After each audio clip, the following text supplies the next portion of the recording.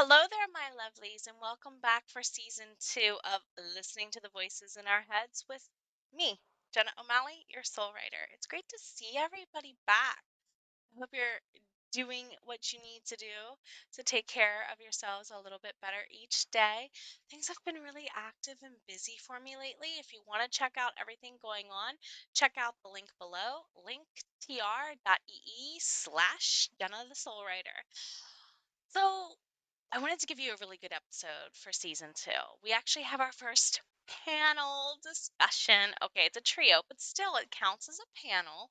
So we have a returning guest, Lyndi Allison, our Amherst specialist from last season, and a newcomer, Rachal Flewellen, the author that I met over on Instagram. You might see her in other seasons of other things this fall. Keep an eye out. So, we sit down and talk about the two things that the three of us have in common. Indie authorship, of course, but also we're educators, or were at one time or another in our lives. I'm currently doing self published author days and teaching days intermixed. I kind of do a little bit of both. We have Rachal, who's stay-at-home mom, working on her master's and also working on being an author. And then, of course, if you remember, Lindy is a retired teacher, but she started in writing first. So let's see what all we get into and find out about the joys of how, well, maybe being a teacher actually does or does not influence us being storytellers. Sit back, enjoy, and let's get started.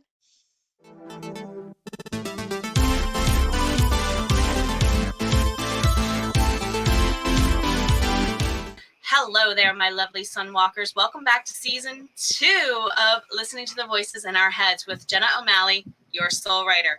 Season 1 was a blast. I absolutely enjoyed it, and I couldn't imagine any other way to kick off season 2 than with authors who are also, like me, educators at some point in their life or another.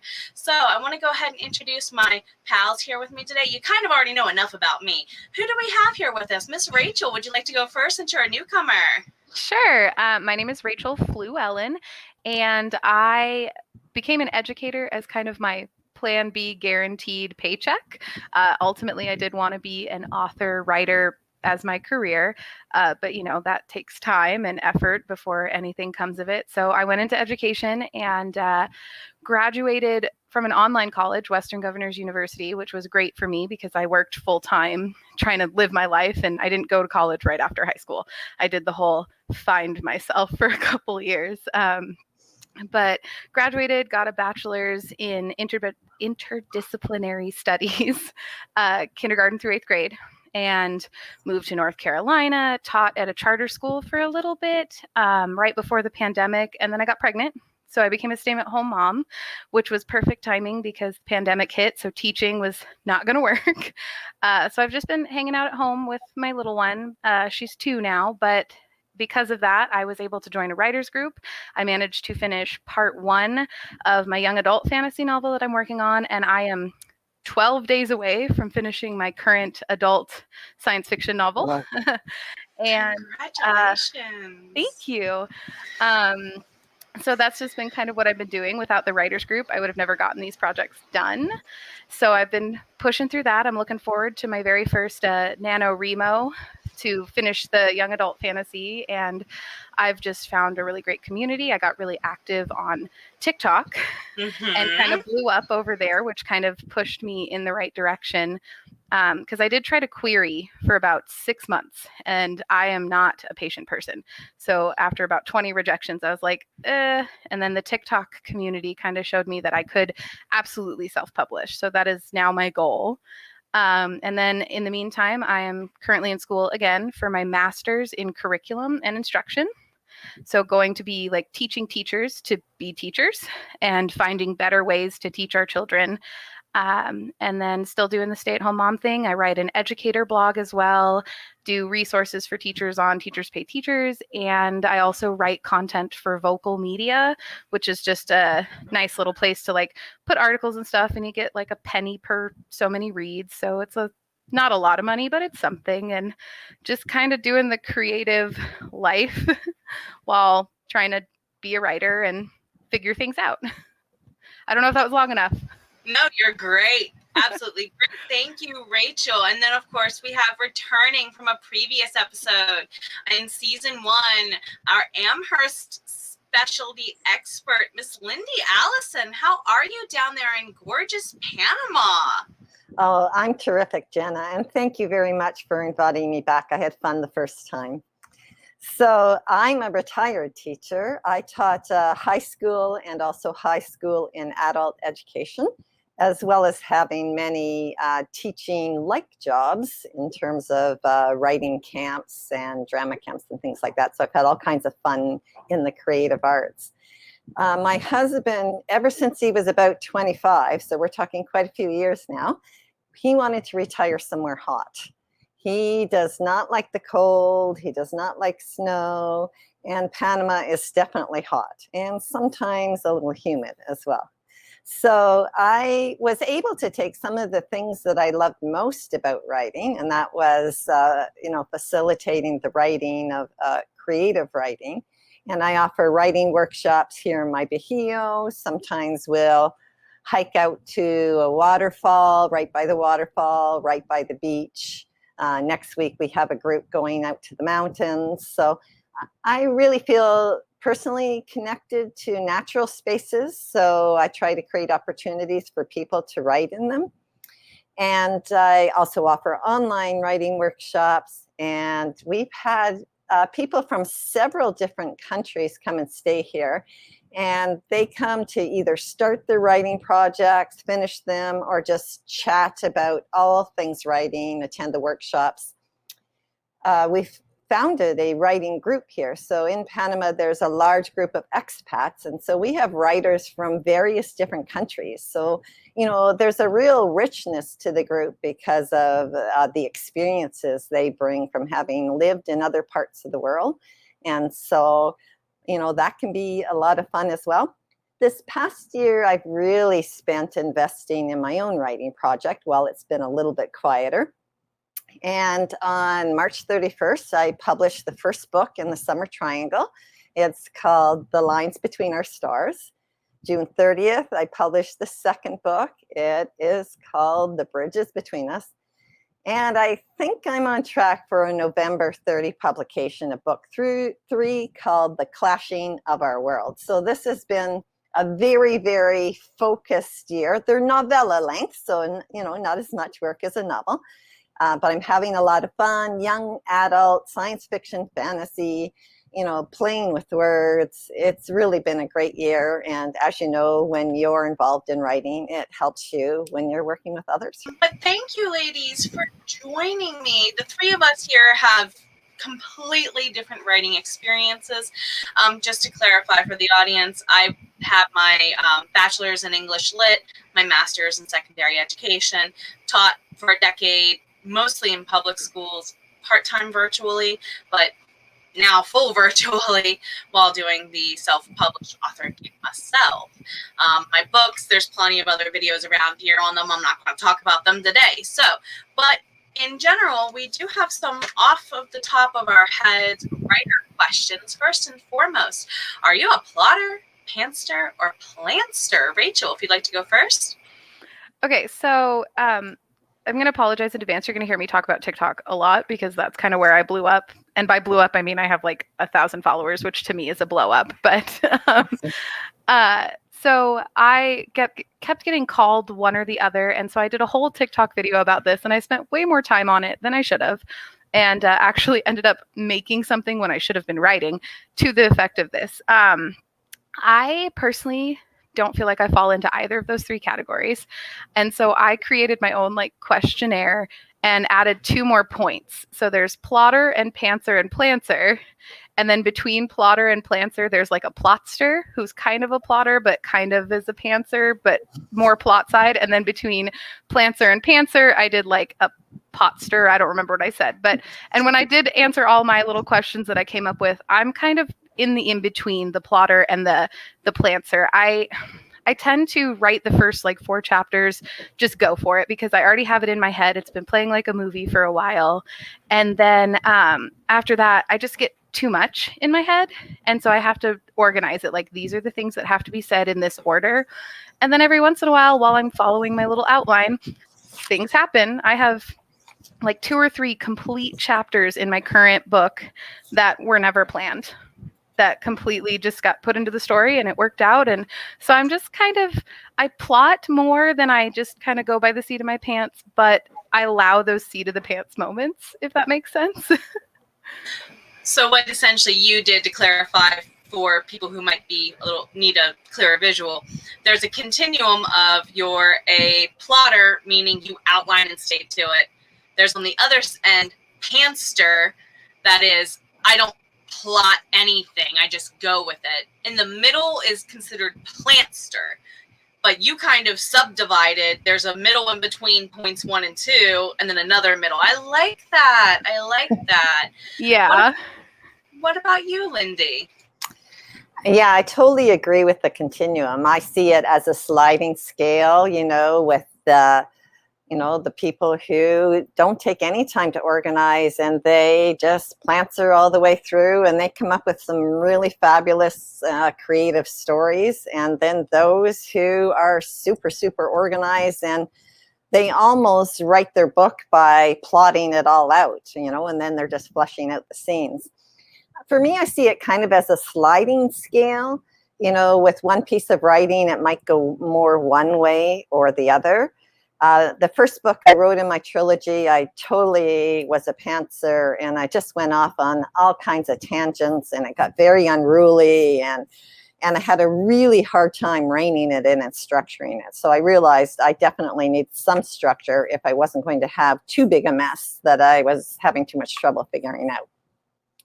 And so with the second 2 books, I start by pantsering to discover the story. They're the same characters in the book, so I already know my characters very well.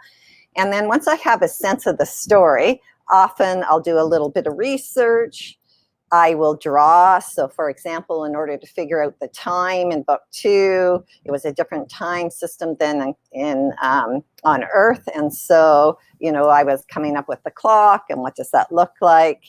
I was trying to figure out there are various islands, and they had to find keys on these islands. And that's how I discovered what the keys would be. And so I would draw a little bit, research a little bit, and then write a little bit. And I was back and forth all over, but I did have a very loose structure laid out, so I knew what points I believed I needed to hit.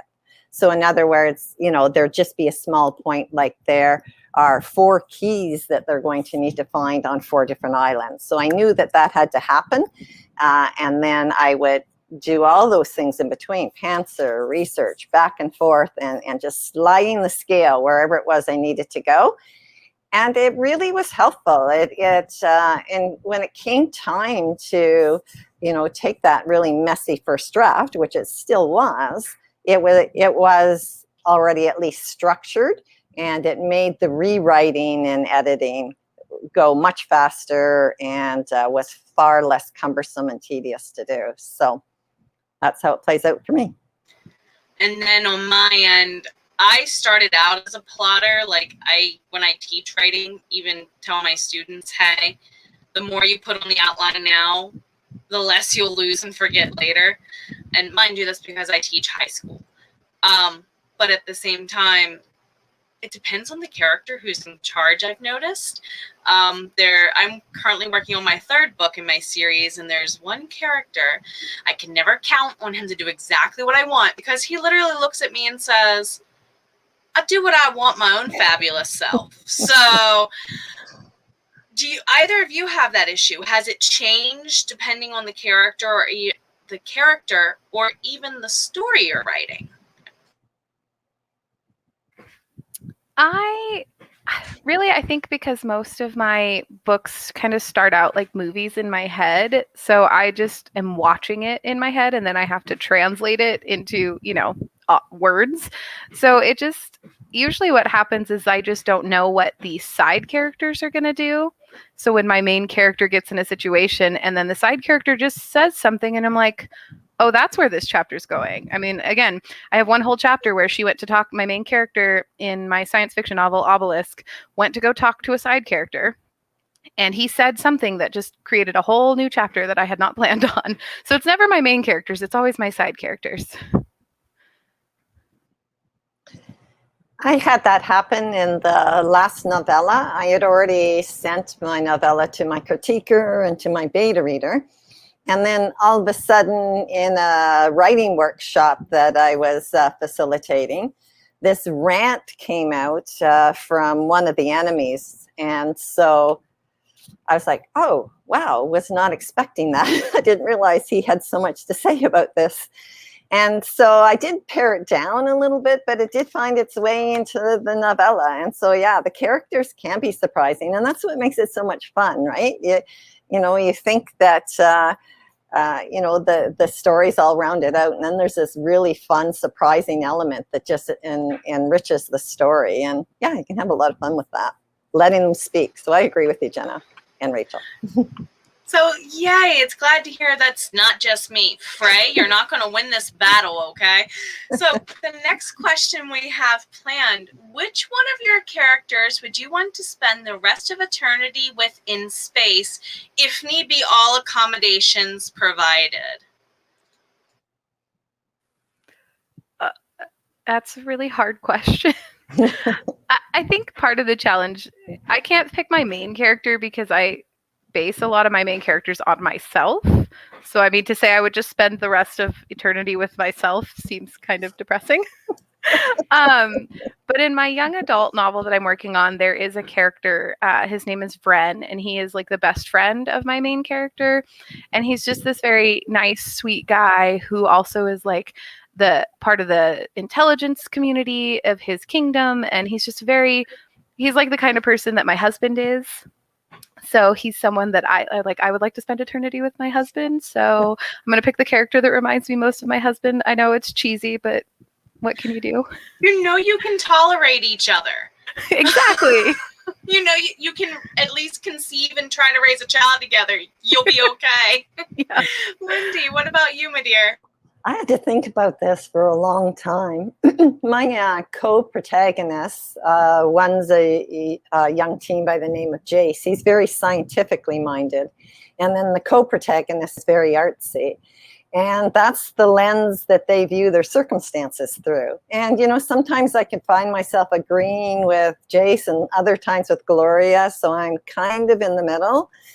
And I think I would find them to be fun, to be around to a certain point, and then I think they would just, it would get annoying. So I think I would choose a character who comes out in book 3, and she is a very strong female character who is the leader of a tribe of goat people, so half goat, half human, and she leads a tribe that is pacifist. So, they won't take up weapons, and yet they've got 3 enemies who are coming against them.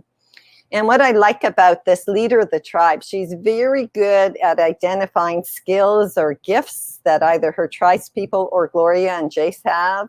And she kind of calls them out in the people to use those gifts. Using their ingenuity and finding other ways of resolving things without violence. And yet these 3 enemies are about to converge. And so, there's a lot of conflict around, will they be able to, for Jace and Gloria, not pick up the weapons and keep the Pan's ways. So, I really think Nala is her name, that she would be fun to hang out with because of her approach of finding other ways to resolve things. She's very good at developing communities, and she's very good at getting people to identify their gifts and use them, not just for themselves, but for everybody. So I quite admire her in many ways.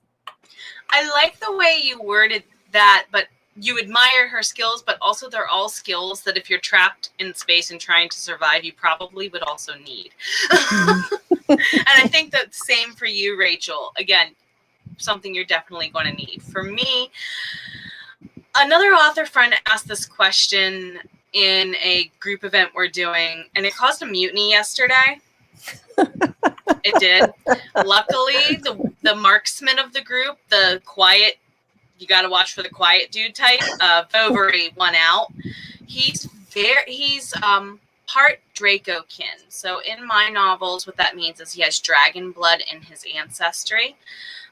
He's Mind of Steel Trap. He's an expert marksman in the 1660s era, where my books are currently. He's like the archer, one of two in the group. Modern day, he literally makes millions a year working for secret contracts that he can't talk about. So he's just, I could learn a lot from him, but he has that one skill that I'm sure if we got taken on by aliens or something, he could get us out of there. So I absolutely adore him, and I can understand where all of us kind of go to that, okay, I need someone I can tolerate. He doesn't talk much. I could totally tolerate that, but at the same time, he's a good friend.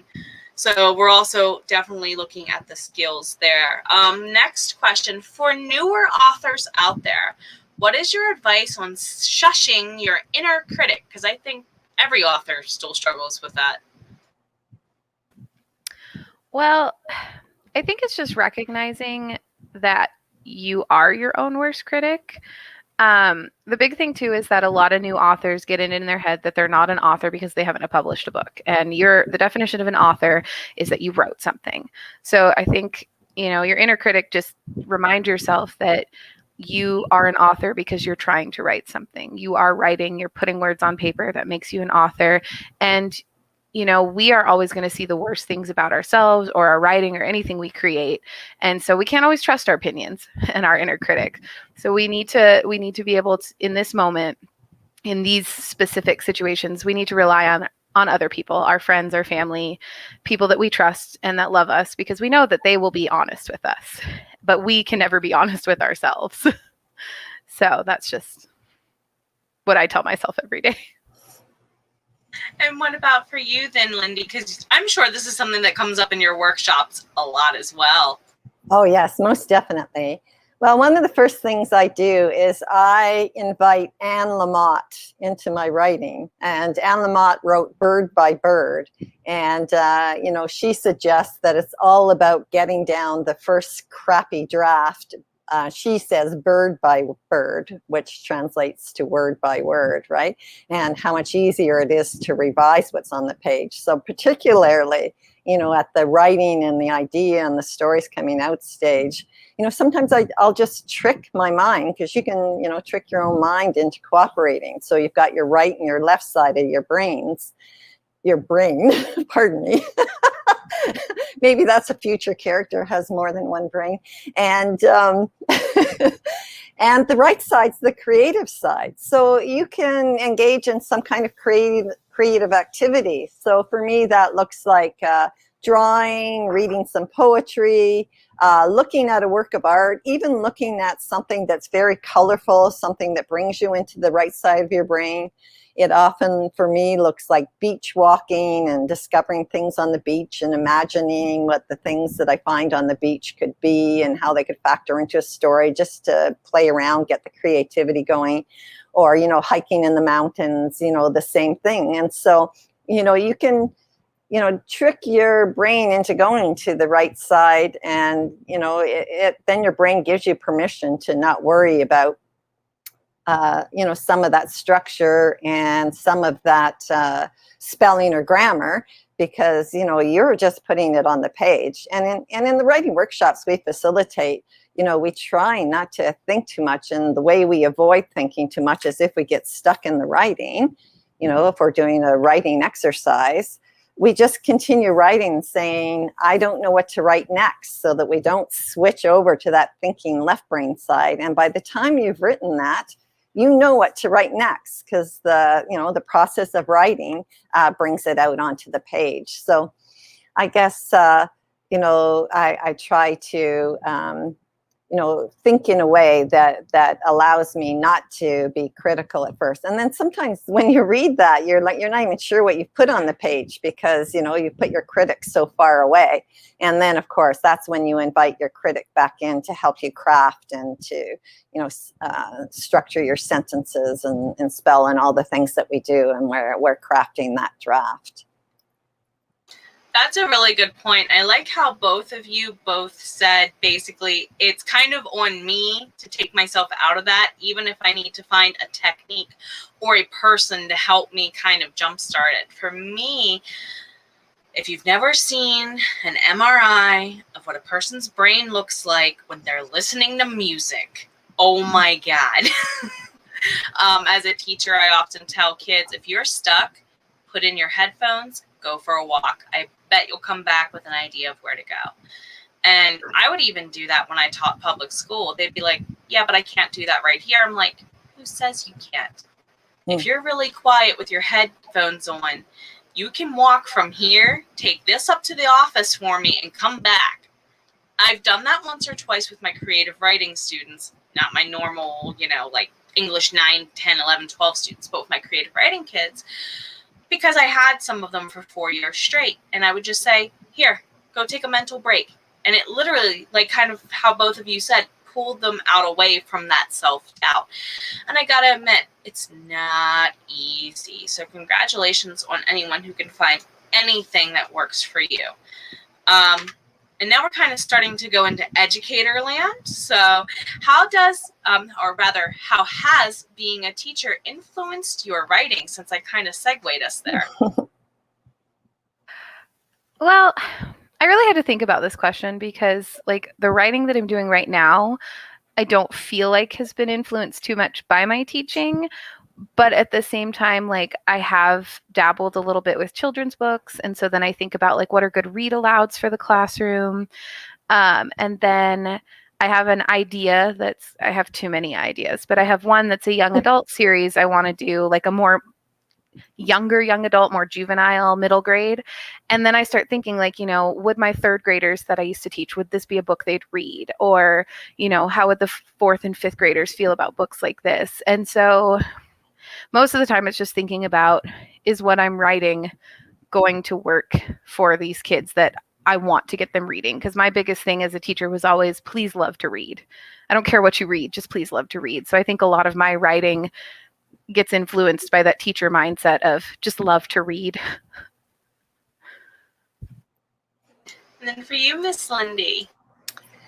Yeah, well, I had a practice where I wouldn't put out something I expected from my students if I wasn't doing it myself. And so, a lot of the strategies I use for my own writing, I know work for them. So, having opportunities, like Rachel said so well, about reading, a great place, free fall writing to get out the ideas and find the characters. And I think it's really important at that stage for feedback.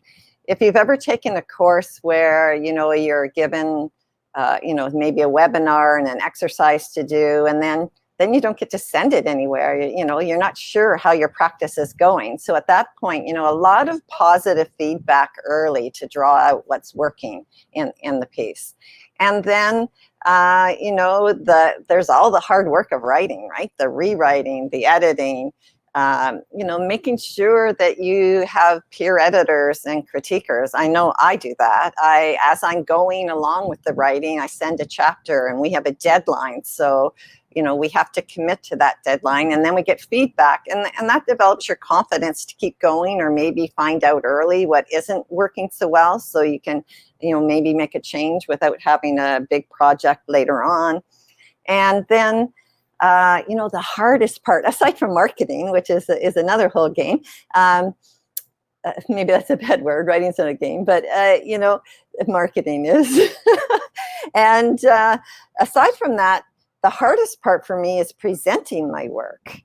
And so, having students share their work along the way gives them confidence, when they get a finished product to share. And, I used to participate in poetry slams, totally anxiety, high, am I going to get up there? Am I going to remember? All of those things that go along with that. So that, when I had students who, part of their English curriculum mark is being able to present, I could say, I get it. I totally get it. And these are the things that you need to do. So, I find them so closely connected, writing affecting teaching, teaching affect writing, that probably my answers are similar to both those things. Good strategies and good practices are good for both of those.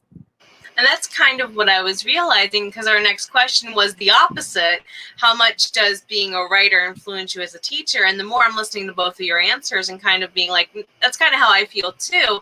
The question is pretty much the same because it's interchangeable. And I noticed the longer I'm into being an author, the more I'm saying to my kids stuff that other teachers in my profession who are not authors, they just don't say it. I actually got into a debate once, and it boils down to a topic this simple, with another teacher who said every kid just needs to accept that it's a 5-paragraph essay. And I'm like, No. How dare you prescribe something that might not fit an otherwise really good paper? That bugged me so much. As an author, I was just like, you crippled so many writers by saying that. Yeah. So it's great for some people, don't get me wrong. 5 paragraphs is great for some, but I've read some really good 4 paragraphs that are better. Well, I noticed on that note, like going to college, I had professors say, I don't care if it's a 5-paragraph essay, as long as you have your intro, your conclusion, and you support everything in the body, it can be however many paragraphs it needs to be. But something that I noticed, or that I just thought of while we were talking, was about, I teach the littles, mostly kindergarten through 3rd, 4th grade, and they love to hear what you're doing. So the other thing about being a writer is I get to share with them like, oh, look, I'm doing this and this is where I'm at with my book. And then they start asking. And one of our standards when I was teaching in North Carolina was kids had to publish their work. So then when I'm talking about, yeah, I'm working on how to publish, so I think what's great is as teachers, we have this unique opportunity to share our personal lives outside of teaching. And our students get really excited and they go, oh, you're a teacher, but you're also a writer. I can do that too, right? And I think that's really great, especially when you're a teacher, if you're a writer or an artist or something that you can show these students, like it's not just about school and a 9-to-5 job. You have the opportunity to do amazing things and they get so excited. And then you have this little tiny 20 to 30 kid support system that just makes your day every day whenever you're having that imposter syndrome. And I like how you kind of called it out. It does feel a little impostery for both teachers and writers these days. It reminded me of another conversation I kind of had with students recently. One kid said, why do I have to learn all these logical fallacies? I'm like, so that way you can go on Facebook and Instagram and tell people you're wrong because, and here's why you're right. Shut up. And people are like, we can do that? Why wouldn't you? I love it. This dead dude from Rome or Greece has been telling it for thousands of years. Go use it. 2 of them came back the next class and said, oh my God, I finally got my mom or dad to shut up about blank topic.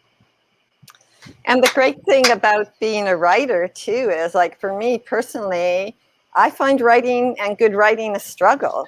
That's true. So That's sometimes I don't even know what I think until I write it on the page. And if you can give people permission to write on the page to see what they think and maybe even have a discussion about it and even question, is that what I think? And then go at it again. There is a lot of critical thinking that can be developed with that. And I'm sure both of you find this. When you struggle with your writing, you encounter a student who struggles. It gives you a lot of patience with them. It really pulls out your desire to encourage them. When they get stuck, you want to identify where they're stuck. And then, just sometimes it's just, giving them a tip or two to move it forward. Or that positive feedback, so they're not afraid to go on with their writing, with what they think, knowing that what they think is just them learning and growing and is acceptable. And I think that's highly important because kids, if any of you are watching, we know how much you're told you can't do blank so much. We hear you.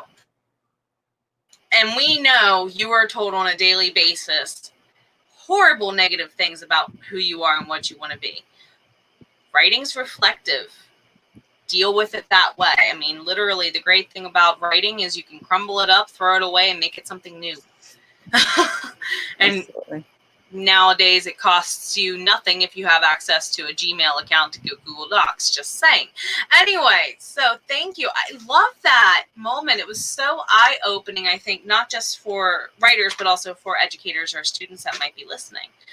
We're actually going to kind of combine two questions here now and jump all the way down to our next one. Have any of your students influenced you directly as a writer, either in or out of the classroom? I'll just say this and move on and let you two answer. There's two of my students who are in my work and they have no clue yet.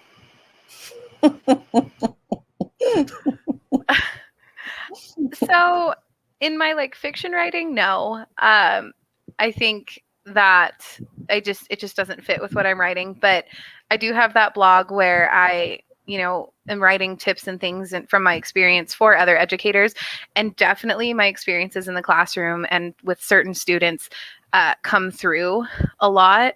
And so when I think about like what blog posts I'm going to write, I think about like, well, I had this student and I struggled with this and I was a beginning teacher. So I know there's a beginning teacher out there that got thrown to the wolves in a classroom that was built for a veteran teacher who quit. And like, so that's when I start thinking about like the students that I've had. And then every once in a while, there's one student who I guess does influence my fantasy writing. And that is because even at third grade, that girl, diehard believer in fairies and unicorns. And I would defend her every day to any student that wanted to tell her that they weren't real. I was like, no, they're real. And so now it's like my mission to make sure that I write stories every once in a while that has some element of magic, because I believe people should have the freedom, even if it's just in a book for 5 minutes, to believe in magic. So that's wonderful. I love that. And Miss Lindy?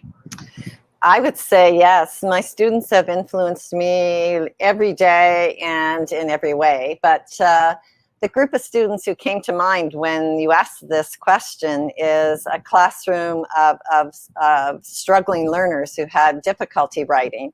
And so, the assignment was they had to double space fill a piece of foolscap, which is kind of like a really long, challenging piece of paper that, looks like it's going to take way too many words. And so, and rather than have them sit down and try and, stay in that seat until you get that page filled, we would engage in some kind of a creative activity. It might be art. It might be, as you say, music. Jenna, great suggestion. That's how you access memory as well. Smells as well, getting them to smell something, and then they would just be asked to write one sentence. One sentence wasn't too difficult. They could write the one sentence, and we just played at this all throughout the day. We'd go do something else, and then we'd come back to it, write one sentence. And then at the end of the day, when they had their paper filled, they were ecstatic, right? They couldn't believe that they had completed a whole page. And for me, that was such a good reminder. I can get really focused on a project and stay at my desk and, even get stuck and just stay there, and it was a reminder to, be making sure I am engaged in something creative, making sure I am living adventurously, taking breaks, like I've mentioned before, beach walking while I'm mulling something over instead of, just staring at the page. And, then there have been occasions when I've been surprised and delighted at what I produced too. So, they were an excellent example of that. And the other thing is they have such a fresh way of seeing things. So, if I'm ever tempted to perhaps write something in a cliched way, it challenges me to ask myself, is there another way to see this, or is there a fresh way to say it? And so, sometimes we've just had these fabulous laugh out loud moments at this, these unique and beautiful perspectives they've had. And so, that has definitely influenced my writing. Stop, ask, because I'm writing from a teen's perspective. How might they see this? What's a different way they would say it instead of the way we've been saying it on forever and ever? And that's a good point, because it even boils down to something as simple as, and I saw a video on Facebook, I think, about this, where a dad asked his wife, I'm going to tell you how I know you were born like from the 70s to the 90s. How do you show people sign language? You're going to make a phone call. Wife goes, you know, like this. Asks his kids. Their hands go like this. And I'm like, that's good for me to know as an author because I could have possibly dated myself, you know? So you're right. Asking something tiny like that can be a huge mess up. So in a way, thank you, kids, for making us more sensitive to the changes in the world. And also, I like how in both cases, it's a resiliency thing. I don't think our students realize how much they inspire us to be resilient. We see you guys and gals. We do. So our next question, how do you find the time to focus on education and writing? This is from my husband, by the way. Well, when I was teaching, never had time. These books, they were on the back burner, but I was also a beginning teacher first year, didn't understand that I could follow my contract hours. I didn't have to do all this extra stuff, and I was kind of in a toxic environment. And then when I stopped teaching, became a stay-at-home mom, I was able to write a lot more. And now that I'm in school again for education, I have to learn to balance. And fortunately, my 2-year-old is relatively low maintenance for a toddler. So I have a little bit of flexibility there. But usually I just remind myself, like, the school stuff has to get done, whether it's teaching or my, my master's degree has to get done. So I block out, like, this is the one thing I want to make sure I get done this week for this class that I'm taking, or this is what I need to make sure I do for my students. And I do that. And then the rest of my work time can be for writing. When I was teaching and trying to write, because I was trying to write when I was student teaching, it was reminding myself that there needs to be that work-life balance. When I'm at school, I'm focused on my kids, focused on the students, focused on the job there. And I can share my stories with them. We can talk about writing. I can apply my experiences. But when I'm at work, I'm at work. And then when I get home, I set my time aside and then I can write. And work stays at work, writing stays at home. Unless it's my lunch break and I have no book to read, then I can write. But so I think it's just remembering that, it's all about self-care. Because you also have to find time not just for education and writing, but for your family and for your own, like, personal well-being, and just trying to make sure you find that balance and what times work best for you, if that helps.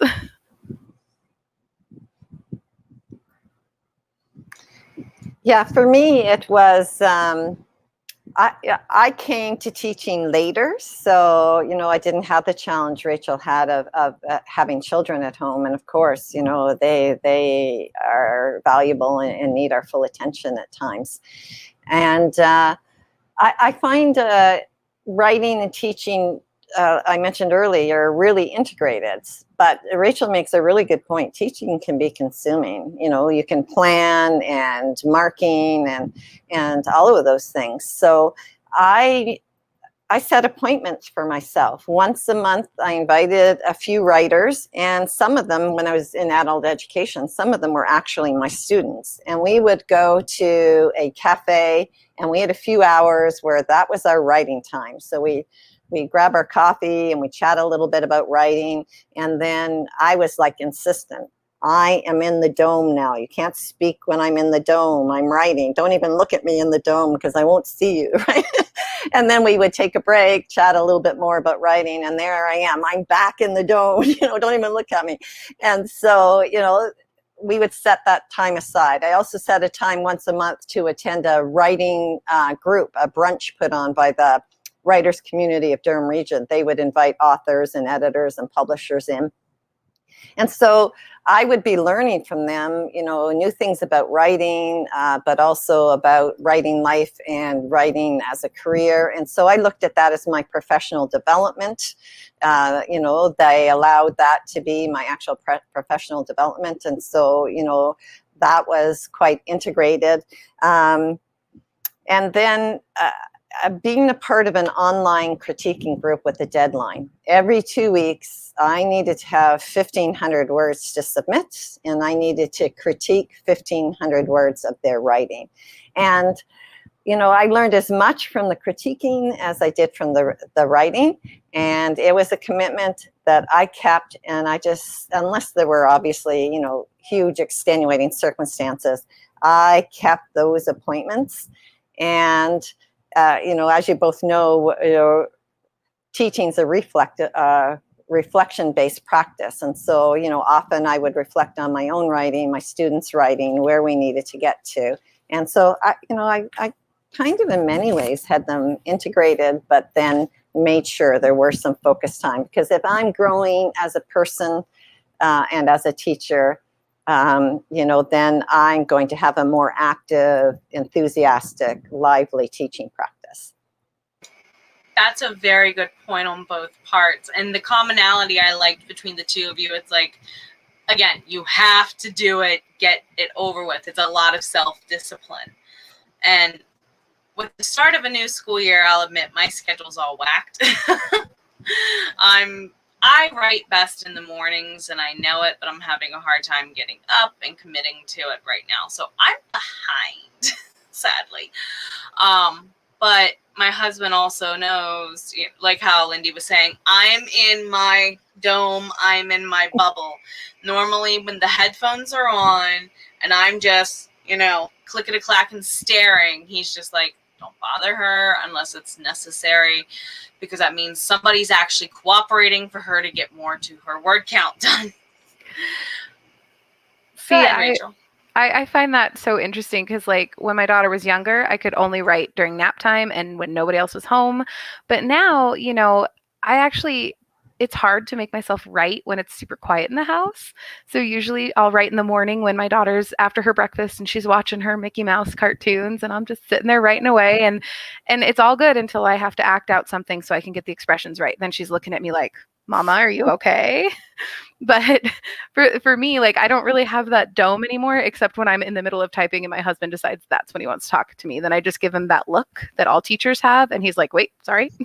But like with my daughter, I don't know what it is, but like I tend to write a lot better when she's being herself in the background and she can pull me away and I can still like come back to it. Is it part of, and you said she's a fairly good toddler, but is it slightly part of because you're still used to the whole, if she's quiet, it might not be a good thing? Yes. Like right now we're at her cousin's house. My sister-in-law just had her baby, and so we're visiting. And like I was kind of hearing her with her cousins in the background, and her dad is out there, but then I'm like, I don't hear anything. What's going on? So yeah, if she's quiet, I'm suspicious. Silence is not golden with toddlers. And I think Lindy can attest to this as a teacher. When the classroom suddenly goes silent and they're not taking a test, it's worry time. Like if you're still standing in the hallway and you're just waiting for that bell to ring, 3-4 seconds of silence, what are they doing to my desk? That's the first thing that comes to my mind, at least. So for our next question, we only have a few left. How do you separate your teaching life from your writing life, or do you at all? Now, for me, sadly, I teach and I write in the same space too much. I need to take a page out of Lindy's book and go outside more, apparently. What about you two? I almost feel like this question goes hand in hand with the last one, with separating that time. I think I do and I don't. Like, if I want to just focus on getting like my young adult novel or my adult novels out, then it's like that's separate. But when you're thinking about stories to tell children, or even when you have to do your ELA lessons, your English language arts lessons, and you're like, oh, I didn't have time to plan a fake story that I'm going to make up to model for my students. You're making it up as you go. And I think as a writer, having that skill is great because you can just go, oh, okay, so the dog went to the pond and so on, Whereas I think if you didn't have that writing in your life, it's really hard to just make up stories on the fly when you have to in the classroom. That's a really good point. And for you, Miss Lindy? Well, when it came to at least creative writing, I was using the Amherst method in the classroom, which has the teacher writing with the students. And I'd like to go back to a point Rachel made earlier. I think it's really important. When your students see you writing at the time that they're writing, you're demonstrating that importance. The same way it happens like with a parent or a teacher who's reading while the children are learning, that demonstration. And in sharing your work, again, it's the same thing. If you're actually demonstrating the same practice that they need to do, they recognize how important it is. So at that point, my writing is very integrated with my teaching. But then there are the, times when I have to have, no distractions. Like this past week, I was trying to get my book to my editor. And I'm also planning a writing retreat for next weekend. And, I could see my phone going off with all the messages. Are we doing this? When we critique, do we do that? Because they were new to the process and they're all great questions. But I'm like, you know what? Not looking at that right now. Not, right now, I have a commitment to get this to the editor. That's what I'll focus on. Or if there were too many messages, I would just say, working towards getting this to my editor. And I will answer all your questions after. Now, obviously, I'm in a different position because, I am a facilitator with flexible hours because I'm retired. I'm not committed to a certain time frame. And so, that affords me that opportunity. And I'm kind of a little bit in Lindy's boat. I work from home virtually. I do not work a 9 to 5. One of my classes, it's 6:30 at night. So yeah, it's a little bit more flexible. So my lunch is like an hour long, thank goodness. So I try to at least do something during those break times. But sometimes, like you said, it's a deadline. But we're getting ready to wind down. This one kind of got reflected on in the last question. So do you believe teachers make natural storytellers? And I'm going to say this from the perspective of someone who absolutely loved history teachers. The best teachers should be able to tell you a story and you not even know it, in my opinion. So what do you ladies think? So this one, I really my first instinct was no, teachers are not natural storytellers. I think that, I think some teachers are, but I think that there are many teachers who that's just not something they can do. Going back to that example of when you're modeling writing for students and you have to kind of come up with a story to model. And, there are some teachers that they're not able to just do that or tell a story. And then there are teachers who are very good at telling a story. And I don't know that there's anything that can make a teacher a natural storyteller, but I think as you grow in your teaching, you kind of develop that storytelling ability. So I do think, especially if you're prone to being creative or a writer, you can be a natural storyteller in teaching. But I think I've known a lot of teachers personally who they had to grow into their storytelling. I might disagree with you a little bit on this one, Rachel, but that's good, right? Yeah, I tend to take the perspective that Pat Schneider has. She's actually the founder of the writing method I use, and she wrote a book, Writing Alone and with Others, and also How the Light Gets In. So I can't remember which of those two books she shares this in, but she talks about how everyone is a natural storyteller. We might not just realize it. So, just think in terms of you went to, say, your friend's baby shower, Rachel, and then someone rushes in and they're telling you why they were late. There was this red light and then this guy ran the red light and da-da-da-da-da.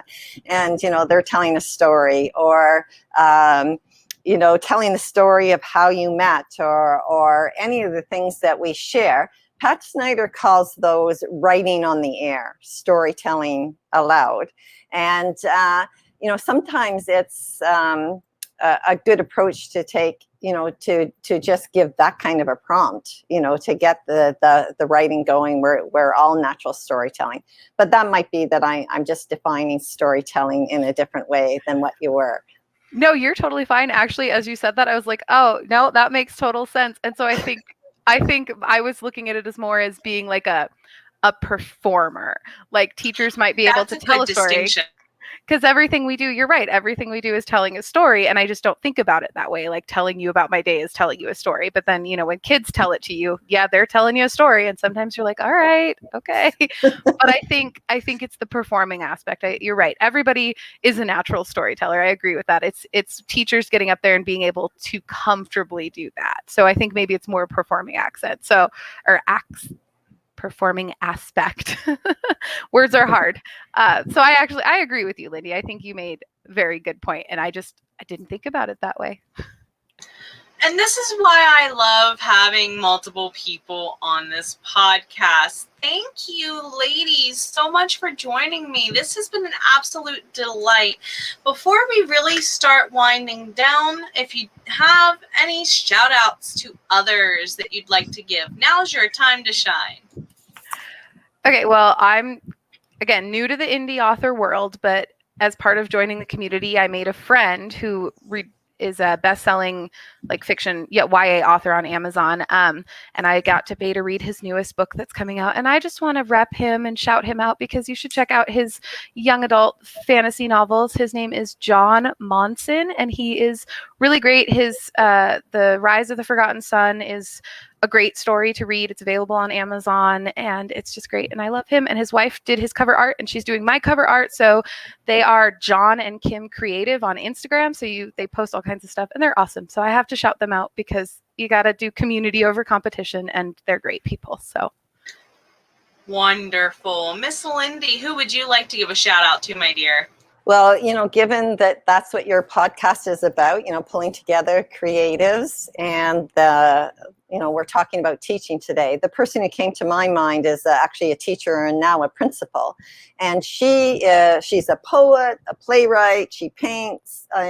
She's a photographer. She's like just this wonderful creative person. And so she's got a book out called The Writing Spiral. And it's all about learning through creative methods how to write. But as we've talked about, learning and teaching are very similar. And she has a creativity workshop that she offers online. And so, that's who I'd like to shout out today. Her name is Jessica Outram, and her website is just creativecoaching.ca. Thank you very much. And as for me, definitely a huge shout out to both of these ladies. Thank you so much for joining me today.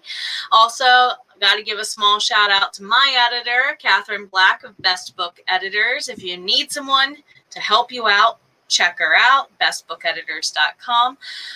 Also, I'd like to give a huge shout out to Tiffany Ann. Thank you for running the giveaway I'm currently doing. And to Ash Johnson. Thank you for beta reading for me so much lately, sweetheart.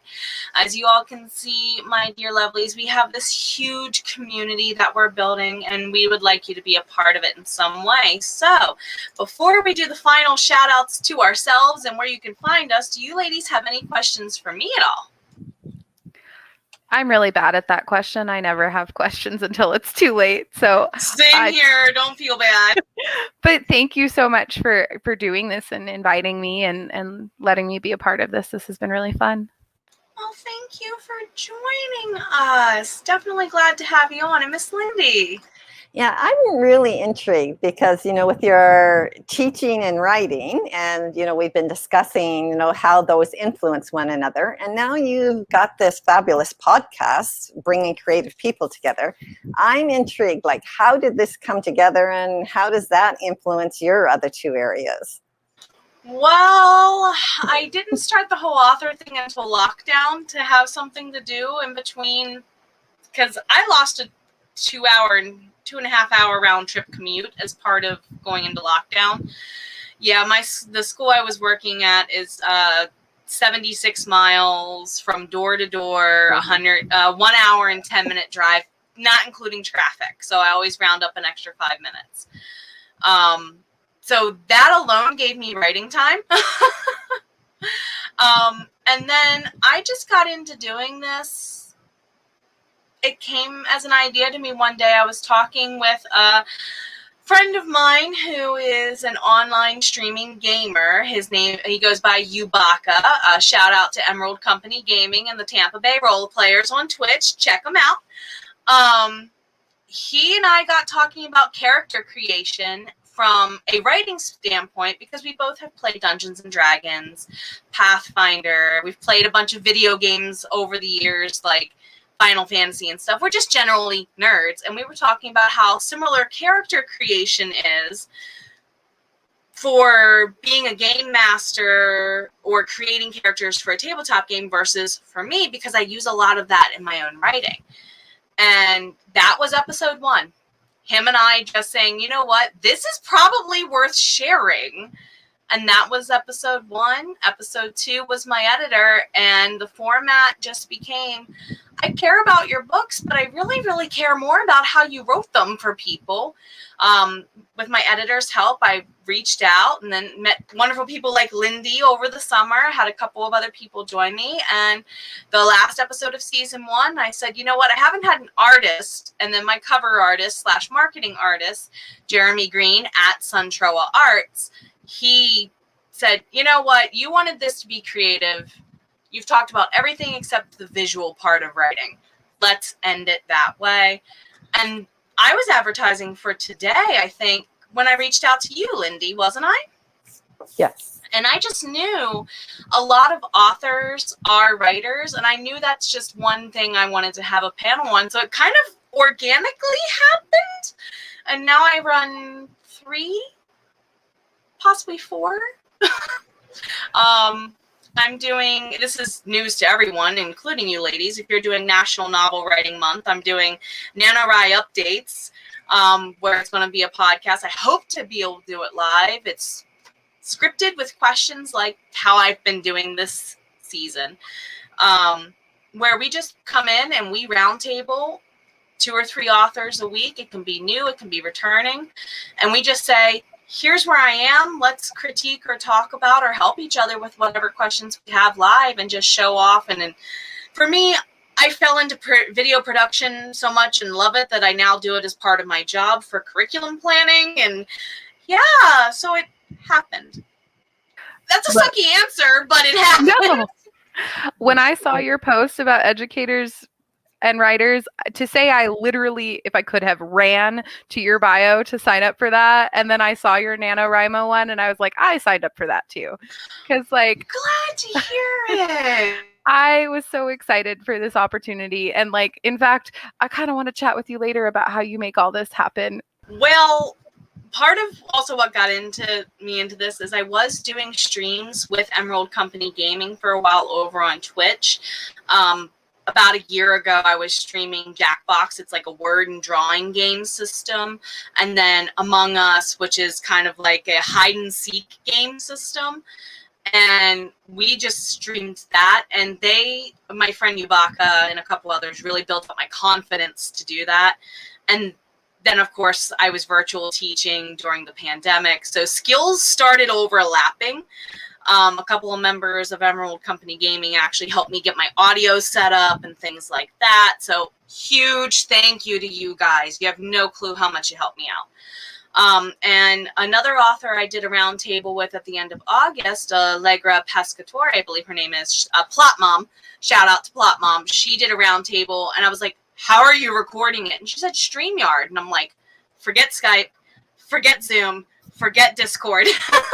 This is so much easier. I just give people a link. So thank you, Plot Mom, for giving me new tech. But yeah, I'm willing to work with anyone collaboratively, as these ladies can attest. I don't charge for this because I'm not a professional. I'm doing this to shout them out, to help them out. Yeah, it helps me out a little bit too, but I think the world just needs to hear that creative minds are out there. I'm a child of the 90s, the whole arts for art's sake and whatnot was huge to me growing up. One of my favorite movies of all time is Mr. Holland's Opus, where he's literally fighting the destruction of a music program. And I'm just like, let art live. Let art live. And this, I guess, is my way of doing so, ? So if anyone's looking to join me on those, check the link down there. There's one universal link for everybody. We are going to get ready to sign off. Thank you to my 2 wonderful, amazing, epically beautiful guests. They've been fabulous to have, and I can't wait to hopefully have you for another visit, both of you, either separate or together. Yeah. So let's go ahead and let's remind everyone, where can we find you, Miss Lindy? Well, if you're looking for my retreat or my workshops and my books, you can find them at tranquilloretreat.com. I'm on Facebook and Instagram as Lyndi Allison author. And then on Pinterest, I am Lyndi Allison, living and writing adventurously. Thank you. And then for Miss Rachel. I'm on Instagram and TikTok as Rachal.the.writer, and it's Rachel with an A. There are no E's in my first name. And then I do, from Instagram, you can hit my links for my website, my Patreon, and my blogs and things like that.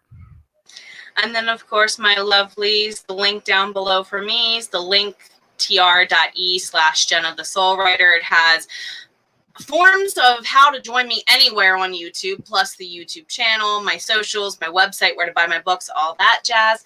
So thank you, everybody, so much for joining us today. And as I always tell you, my Sunwalkers, take care of yourselves a little bit better each and every day. You're worth it. Thank you. Take care. Bye. Thank you.